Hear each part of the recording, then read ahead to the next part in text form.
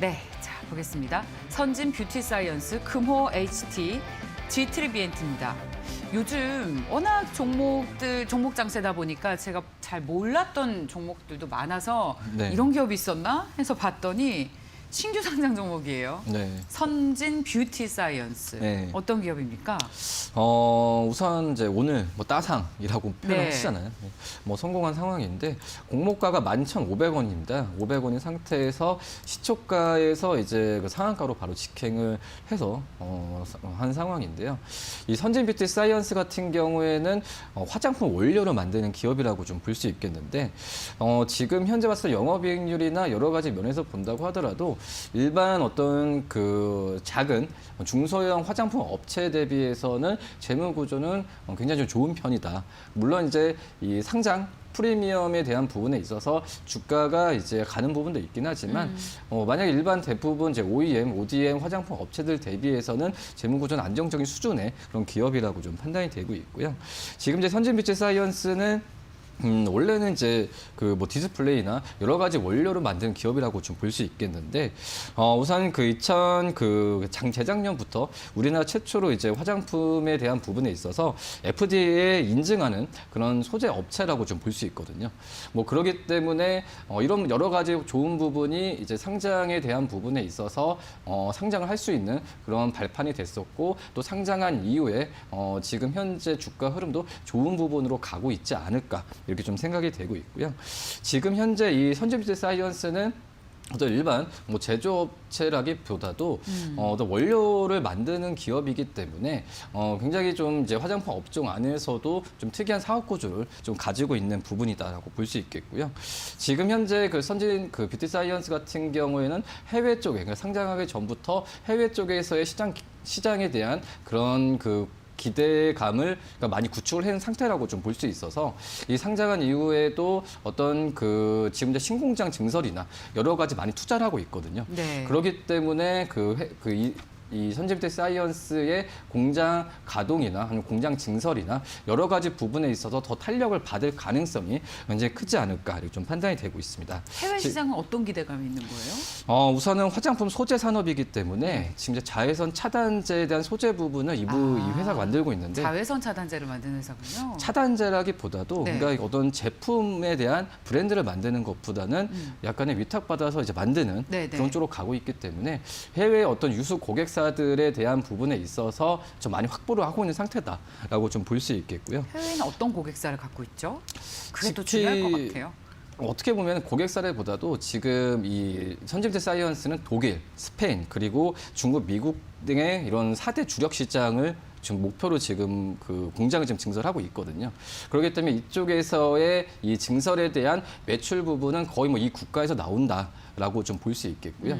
뭐 그렇기 때문에 어떤 제품을 판매하는 게 아니라 이런 그 유수 해외 기업들한테 받아가지고 오더를 받아가지고 이 만드는 점에서 봤을 때는 좀 탄탄한 확보를 그러니까 우리나라 시장이 지금 화장품이 업종 전체적으로 내수분이 많이 죽었잖아요.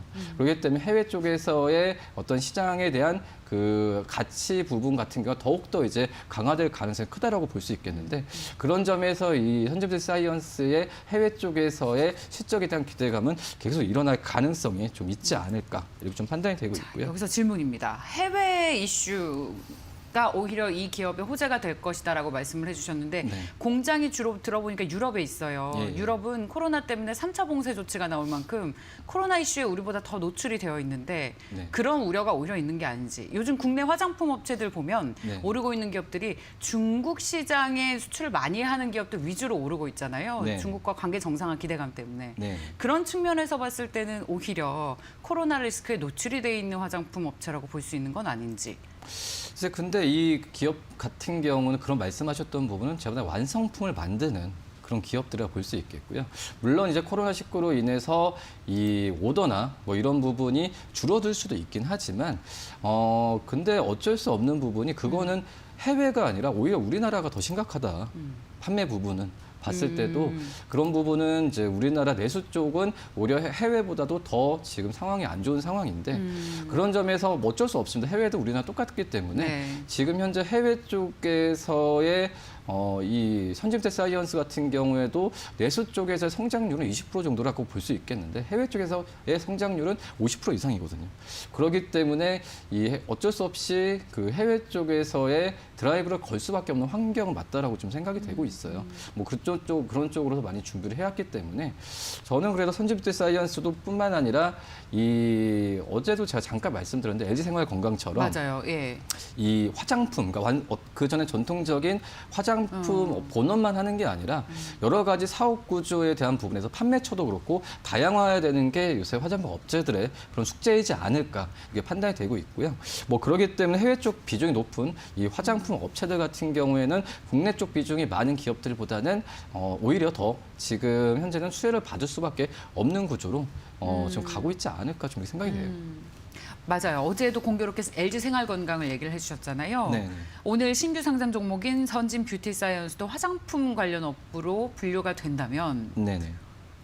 탑픽을 뭘로 꼽으시겠어요? 화장품 업체 네. 안에서. 저는 그죠 LG생활건강이죠.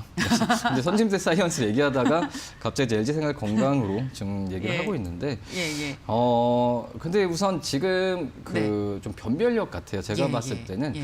이 LG생활건강이든 이 어떤 다른 선진대 사이언스든 이 화장품 업체 안에서 이 종목별로 이제 접근해야 되는데 모멘텀이 있는 종목들로 접근을 해야 되는 게 맞다.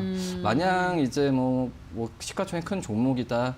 그리고 이 브랜드가 있다. 이런 것보다도 확실하게 좀 그 모멘텀이 있어야 되는 종목으로 접근해야 되는 게 맞다라고 좀 생각되고 있고요. 그러니까 지금 코로나에 대한 부분에 있어서 화장품 업체 전체에 대한 투자 심리가 흔들리는 부분이고 그 부분이 빠르게 지금 해소는 안 되고 있어요.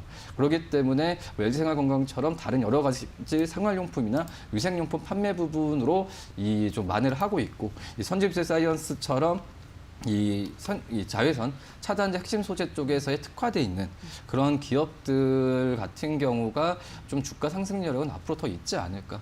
그러니까 좀 변별력이 있는 기업들로 접근하는 게 제일 맞지 않나 이렇게 보입니다. 네. 요즘 또 신규 상장주들이 작년 말부터 상당히 좋았잖아요. 네네. 예, 요즘에도 신규 상장 종목에 대한 투자 심리가 좋습니까? 그렇죠. 작년에 굉장히 좀 히트를 많이 했죠. 네. 말했던 빅히트도 엄청, 있겠고, SK 케미칼도 있고 네. 여러 가지 면에서 봤을 때 올해도 이 IPO에 대한 열풍은 계속 이어질 가능성이 이어진다. 있다라고 좀 볼 수 있겠고요. 중요한 부분이 이제 이 대기업 중심으로 한 자회사들의 상장이 많이 예정이 돼 있거든요. 그렇기 때문에 어떤 대기업 쪽에서의 이런 자회사에 대한 상장 프리미엄은 분명히 주가에 있을 거다라고 좀 판단이 되고 있고요.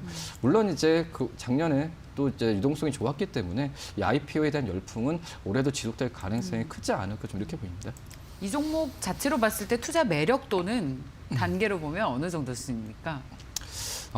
지금 현재 오늘 좀 원래 공모가가 PR로 봤을 때도 한 11배 정도, 12배 정도 있었는데 네. 지금 갑자기 이제 시초가로 돼서 주가 많이 올랐잖아요. 많이 올라가지고. 네, 그렇기 때문에 네. PR이 좀 높을 수는 있겠지만 예. 그래봤자 어제 LG생활건강 같은 경우에도 이 PER이 30배 내외고 아모레퍼시픽 같은 경우에도 50배 내외고 그렇기 때문에 어떤 다른 그 상장돼 있는 그런 화장품 업체보다는 좀 그래도 좀 이 저평가 네. 구간이지 않을까 이게 판단이 되고 있고요. 지금 현재 목표 주가를 매기는 부분은 굉장히 좀 힘들어요. 왜냐하면 상장 이후에 어떤 주가 변동성이 있기 때문에 좀 기존의 어떤 매수자에 대한 부분보다 지금 신규 매수자보다는 기존 매수자 관점으로 이 종목을 접근해야 되는 게 맞지 않을까 이렇게 좀 판단이 되고 있습니다. 그러니까 상장 전에 이미 보유하셨던 그런 분들. 그러니까 아니면은 지금 신규로 들어갈 수가 없잖아요. 상한가니까. 그렇죠. 기존 보유자의 관점은 네. 잘 된 거예요. 우선은 네. 지금 상한가 대부분 이제 저는 이제 개인적으로 봤을 때는 네네. 이 상한가 마감한 이후에 상한가 이제 호가에 체결이 안 되더라도 매수에 대한 잔량 부분이 쌓이잖아요. 예. 그게 이제 많고 그날 거래량 대비가 많게 되면은 다음 날 이제 상한가가 또 두 번째 연상가의 확률이 높다고 판단이 되고 있는데 오늘 이제 장 끝나면 좀 봐야겠지만 지금 현재 선진대 사이언스도 내일 이제 상한가 다시 갈 확률도 굉장히 높다고 생각이 되고 있어요. 그래요. 그러면 기존 뭐 근데 보유자 그림의 분들- 떡이죠 뭐. 못 들어가니까. 그럼 이제 기존 보유자 분들은 네. 계속 보유를 하는 게 맞는 거고요. 네. 그 다음에 이제 그 상한가 풀렸을 때의 그런 부분 같은 경우에는 네. 제가 봤을 때는 상한가 풀리더라도 급등세에서 멈춘다면 우선 갖고 있는 게 맞다고 생각이 되고 있어요. 예. 그러고 나서 그다음에 주가에 대한 변동성이 있었을 때의 어떤 기술적 분석이나 그런 부분으로 있어서 매매 관점을 가져야 되고, 다만 이제 뭐 이제 증권사들 같은 경우에도 이미 공모가에 넘었잖아요. 넘었죠. 그렇기 때문에 어떤 네. 재평가가 또 나와주면서 목표 주가 설정을 해야 되는데 네. 뭐 그거에 대한 부분으로 좀 판단을 중장기적으로 보유하실 분들은 그 확인하고 나서 그다음에 주가에 대한 부분을 좀 갖고 가는 게 낫지 않을까 이렇게 보입니다. 만약에 상한가가 풀려서 매수할 수 있는 기회를 준다면 신규 매수의 관점도 괜찮을까요? 근데 변동성이 심하겠죠. 근데 그 트레이딩을 신규 잘할 수 있냐 상장주니까. 없냐. 사실 신규 상장주라는 것이 요즘에 말씀하셨던 것처럼 IPO 시장이 워낙 활성화되면서 좀 주가가 잘 가요. 좀 쉬어가더라도. 네. 네. 아, 시간이 많이 갔군요. 자, 그래서 그런 장점도 있고 화장품 부분에서 사업 다각화라는 장점도 있지만 네네. 하지만 변동성은 염두에 둬야 한다라는 것인데 굉장히 힘드실 거예요. 이 상장한 이후에 주가 예. 변동성 큰 상태에서 네. 매매를 하겠다. 예. 근데 주의를 할 필요 있어요. 주의를 할 필요가 있지 네. 않을까 이렇게 봅니다. 일반적인 관점에서 그런 건가요? 아니면 이 기업이 그렇다라는 말씀이신가요? 일반적인 관점에서. 일반적인 예, 예. 관점에서 알겠습니다. 한 종목에 대해서 얘기를 너무 심도 깊게 나눴습니다.